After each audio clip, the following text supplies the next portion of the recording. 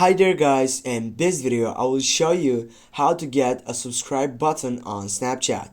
Firstly, what you need to do, you need to get up to your profile section and then you need to go and tap on the settings bar on your right upper side.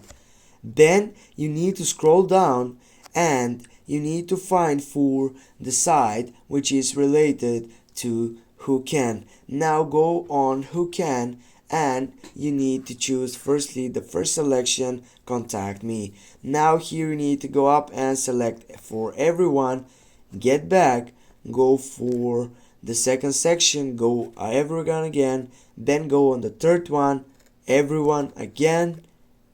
The view my story, it needs to be on everyone. See my location, it has also to be get up for that section and turn off this. I'll go with my friends because there is no option for everyone. And now I will get back, and here it is guys.